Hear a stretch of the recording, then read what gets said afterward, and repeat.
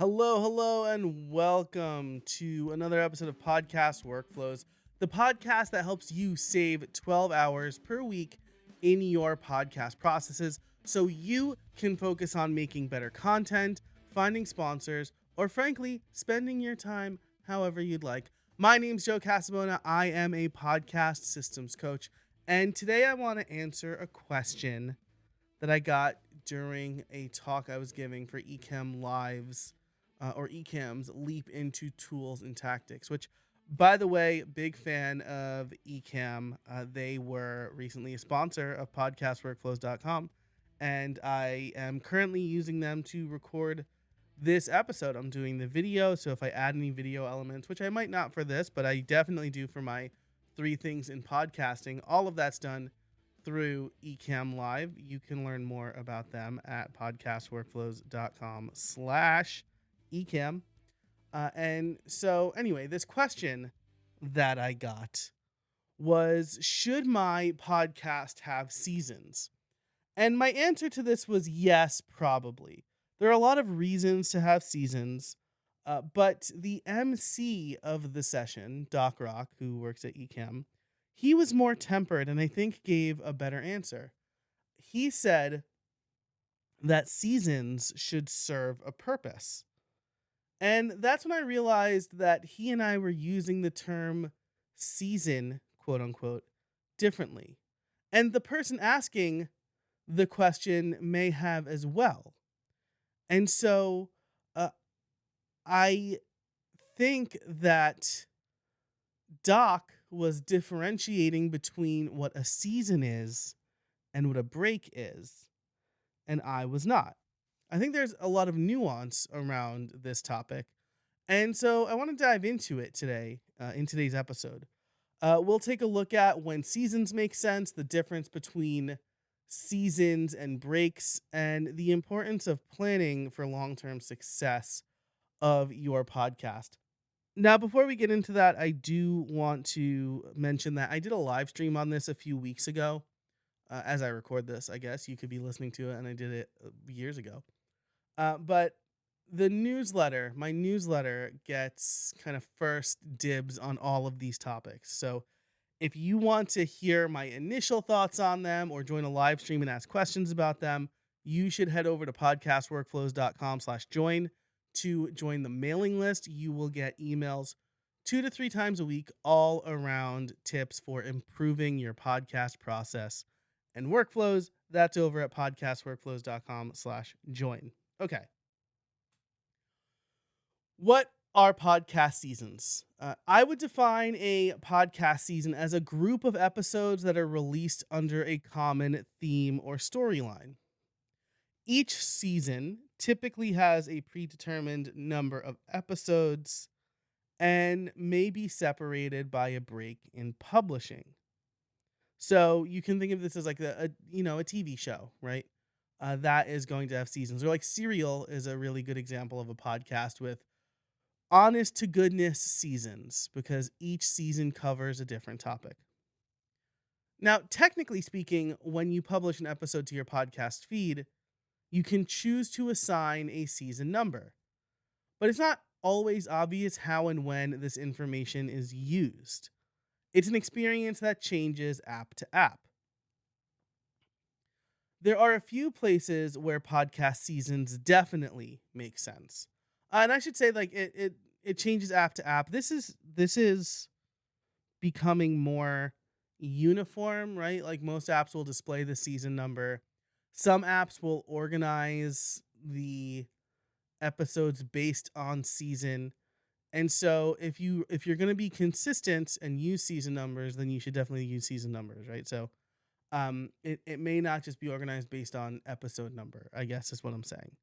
The way that I do it, the way I would probably recommend doing it, right, is if you're going to do seasons, do a season number and then um well, the way that I do it for my podcast is I have the season number and I have the episode number and they kind of work discreetly from each other. And that's a place where seasons don't make sense, right? Like my podcast doesn't have seasons. It has breaks, and I'll talk about that in a minute.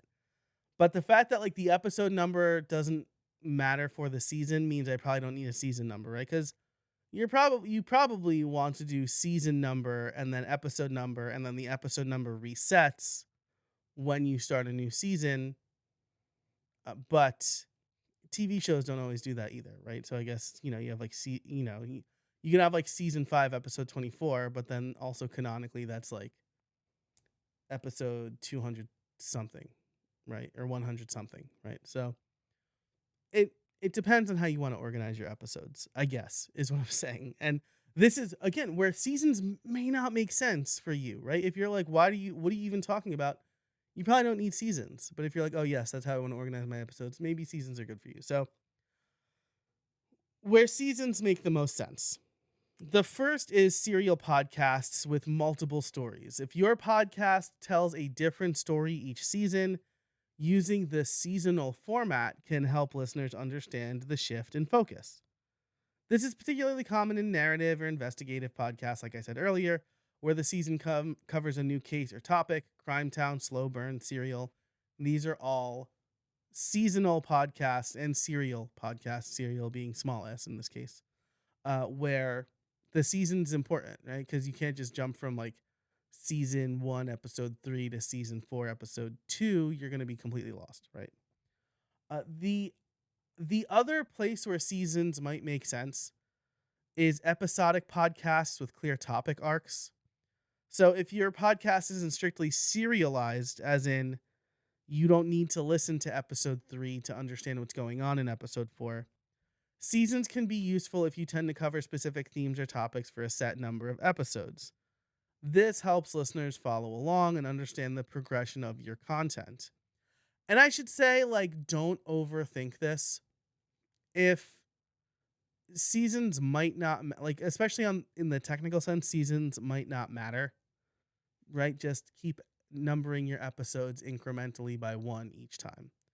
A mistake that I made was I thought like, oh well, bonus episodes shouldn't have an episode number. And so by the time I got to episode properly numbered episode 365 or something, I was actually on episode 400. And so I had like a big episode number reset at the beginning of this year where I just started at episode 400, because it worked out that way, right? Like it was the last episode of 23 was the 399th episode in the podcast feed, even though it was numbered whatever 364 or whatever it was. So I just did like a big old episode reset. Okay, so if you want to help your listeners follow along and understand the progression of your content, maybe in season 1 you talk about, I don't know, starting a business or how to ride a bike, and then season 2 you talk about how to fix a bike. Maybe that's a good way to organize your episodes. Otherwise, you probably don't need seasons. You probably want, and this is how I've referred to as seasons for a long time before like really thinking about what season means writ large. But you probably want a break. So it's important to distinguish between taking a break and actually doing a season of a show. A break is simply a period of time where you don't publish new episodes. This could be due to personal circumstances, a need to recharge, or a desire to plan future content. A seasonal break, on the other hand, is planned and communicated to listeners in advance as part of your podcast structure. It usually does denote a change in the content, though it doesn't always have to. So as a solopreneur or a solo podcaster, an independent podcaster, taking breaks is crucial for preventing burnout, maintaining creativity, and ensuring the long-term sustainability of your show. And even if you don't use seasons, incorporating breaks into your podcast schedule can give you the breathing room needed to plan ahead and stay consistent. So either way, you should communicate your intention to take a break, but if I know Serial is always 10 episodes, then I know starting at season 1, I have a break, like I have 10 weeks of content before a break, right? With a show like my other show, Streamline Solopreneur, I always take a break in July and in December. But new listeners or listeners maybe in general aren't really going to know that unless they've been listening for years, right? And so I still need to communicate, hey, I'll be going away for a little bit, but don't worry, I'll be back, right? So taking breaks is important either way. Whether you call them seasons or not is up to you, and there's some organizational aspect to it. So let's talk about managing user or I should say listener expectations, right? If you do take a break, be sure to communicate with your listeners. I always give my listeners a heads up in the last episode that a break is coming and how long it will be, like how long they can expect there to be a break. And in the meantime, even if you are not publishing new episodes, you can always run older episodes or bonus content, right? So sometimes in my breaks, I will do a bonus kind of outside the normal format of something I'm thinking about, or I'll rerun an old episode that I think is particularly useful at this point in time. As long as you're predictable and communicative, a break should not adversely affect your audience engagement. In fact, usually I'll see a bump when I come back from a break because I'm not producing new episodes, but I can still publish or promote old episodes and I'm still gaining listeners. And again, I've let them know that the break is coming. So, as long as you don't just like disappear for months on end, I think that people will be fine. Also, I should say that like my assumption here, this is mostly anecdotal. It's mostly based on vibes, but I get the feeling that most people don't clear out their RSS or their podcast app as often as they say clean out their inbox, right? It's not like most people are going um it's not like people are going uh oh, well, they haven't published an episode in 2 weeks, so they're out, right? They'll Most people will stay subscribed for a very long time unless you say like, "Hey, this is over, unsubscribe. It's never coming back," right? And the last thing I'll say here is like TV shows don't usually lose viewers when they take breaks, right? Like as I record this, we are 2 weeks into season 2 of House of the Dragon, and that show like season 1 of that show ended what, 2 years ago or something? And I still like I knew it was coming back. I waited. I couldn't watch it the day it came out, but like I watched it as soon as I could. I was really excited. So just keep that in mind, right? As long as you communicate, if people know, um, you're not going to lose listeners. Okay. So let's go with how to choose. Whether you decide to use seasons or simply take breaks, the key to success is planning using a tool like my podcast planner, which you can find over at podcastworkflows.com/planner, uh, can help you stay organized, track upcoming episodes, and ensure you always have content ready to publish, right? What we're trying to avoid here is unexpected breaks because you don't have content in the tank, right? We don't want you to take a 3-week break because you just couldn't get episodes to the finish line. We want these breaks to be scheduled and ready, and those breaks can give you wiggle room in your schedule. So using a planner is really important. While planning your podcast, and if you've already launched, then just think about it now. Consider the type of content you are creating. If you're telling a story over multiple episodes, covering specific topics in depth, or something like that, you have these story arcs, seasons might make sense. However, if you have an episodic, oh man, I'm having a lot of trouble talking today. However, if you have an episodic format without clear story arcs, then regular breaks, like just announced breaks, may be sufficient. You don't need to necessarily say season 1, season 2.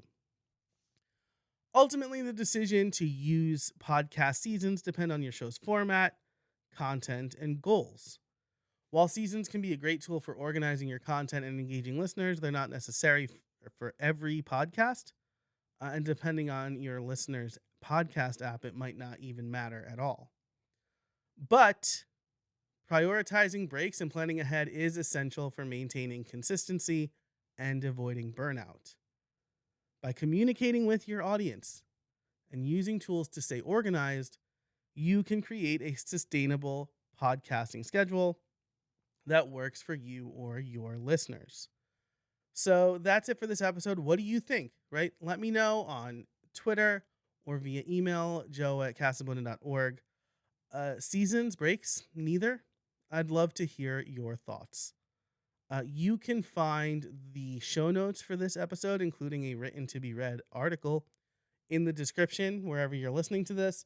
You can also find everything over at show.podcastworkflows.com. But that's it for this episode. Thanks so much for listening. I really appreciate it. Check out podcastworkflows.com/join to join my mailing list. And until next time, I can't wait to see what you make.